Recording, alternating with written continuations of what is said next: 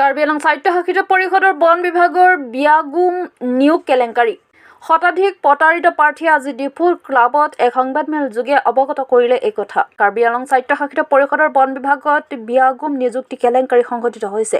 এই নিযুক্ত কেলেংকাৰীৰ সৈতে নাম সাঙুৰ খাইছে বনকৰ্মী সাধনা টিমংপি আৰু এলড্ৰিন পাটৰ নামৰ এগৰাকী ব্যক্তিৰ।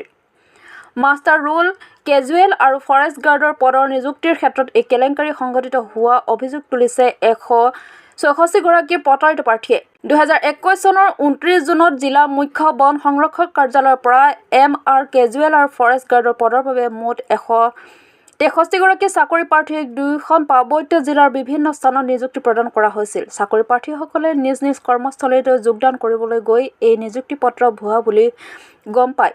ইয়াৰ পিছতে হাহাকাৰ লাগে এই 163গৰাকী নিবনুৱা যুৱক যুৱতীৰ মাজত।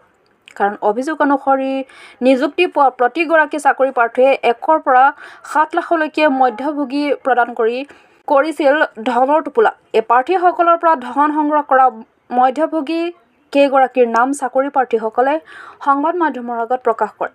ইয়াৰ মূল অভিযুক্ত ৰূপে এলড্ৰিন পাটৰ নামৰ লোকজনক চিহ্নিত কৰিছে। এলড্ৰিন পাটৰে বিগত কাৰ্বি আংলং স্বায়ত্তশাসিত পৰিষদৰ নিৰ্বাচনত ধনশ্ৰী পৰিষদীয় সমষ্টিৰ পৰা নিৰ্দলীয় ৰূপে অৱতীৰ্ণ হৈ পৰাজিত হৈছিল। আনহাতে সাধনা টিমংপি নামৰ এগৰাকী ফৰেষ্টাৰ একৰ বিৰুদ্ধেও ধন লোৱাৰ অভিযোগ উত্থাপন হৈছে। ইয়াৰ প্ৰতাৰিত প্ৰাৰ্থীসকলে শীঘ্ৰে নিযুক্তি দিয়া অন্যথা তেওঁলোকৰ পৰা লোৱা ধন ঘূৰাই দিবলৈ দাবী জনাইছে। উল্লেখযোগ্য যে এইলৈ যোৱা 12 জানুৱাৰীত কাৰ্বি আংলং বন বিভাগৰ মুখ্য বন সংৰক্ষক SS ৰাওৰ কাৰ্যালয়ৰ প্ৰতাৰিত প্ৰাৰ্থীসকলে মুখ্য বন সংৰক্ষকক এক স্মাৰক পত্ৰও অৰ্পণ কৰিছে। এলড্ৰিন পাটৰ কিহৰ কাৰণে দিছিলে? কিবা ফৰেষ্ট গাৰ্ড কাৰণে কিমান পইচা দিছিলে? 5 লাখ। 5 লাখ। স্যাৰ এপইণ্টমেণ্ট পাইছিলে আপুনি? পাইছোঁ। কি হ'ল জইন কৰিব পাইছে? জইনটো কৰিব পৰা নাই। হোৱাই নাই। তাৰমানে এপইণ্টমেণ্ট লেটাৰখন ফেক নেকি? ডুপ্লিকেট এপইণ্টমেণ্ট লেটাৰ নেকি? এনেকৈ জইন কৰিব এতিয়া নাই। এতিয়া আপোনালোকৰ ডিমাণ্ডটো কি? ডিমাণ্ডটো জইন কৰিব পাব লাগে ইমানেই আৰু। পইচা ঘূৰাই দিয়া বা এনেকৈ কিবা আছে নেকি? কৈছিলে হ'লে সি দিয়াই নাই এতিয়ালৈকে। এলিয়ন ট্ৰেইনৰ এগেইনষ্টত কেছ দিব নেকি? কেনেকুৱা দিম আৰু এতিয়াতো এইটো আৰু খালি এতিয়াতো মিনছ পাব লাগে, জইন কৰিব পাব লাগে। আমাৰ 164 মান আছে নেকি।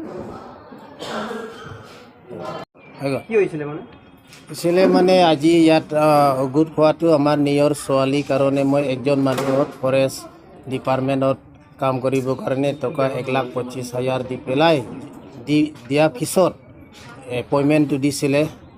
সেই এপইণ্টমেণ্ট দিয়াটো লেটাৰটো মানে এলিগেল এপইণ্টমেণ্ট লেটাৰটো পিছতটো গম পালে। যি হওক জইন কৰাৰ পিছত আজিলৈকে মানে সেইটো কামটো কৰিব পৰা নাই আৰু পষ্টিঙো ক'ত হ'ব ক'ত হৈছে সেইটো আজিলৈকে এতিয়া নাই। সেইটো কাৰণে আজি মই অনুৰোধ কৰিছোঁ মিডিয়াৰ ওচৰত। আপুনি পইচা দিছিলে নেকি কাৰ্ডত? দিছিলে। কাক দিছিলে? আমাৰ টকা দিয়াটো আমাৰ সাধনা টিমংপি হাতত। সাধনা টিমংপি ফৰেষ্ট ডিপাৰ্টমেণ্টত কাম কৰে তাৰ ফৰেষ্টৰ কিমান পইচা দিছিলে? 1,25,000 দিছিলে। মানে এপইণ্টমেণ্ট লেটাৰখন ডুপ্লিকেট ফেক?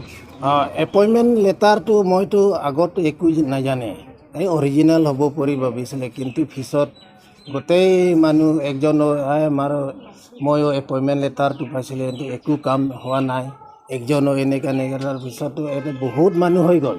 তেতিয়া সেই ভিতৰত আমাৰ মানে এনেকুৱা হৈ গ'ল আৰু সেই এপইণ্টমেণ্ট লেটাৰটো একো কাম হোৱা নাই।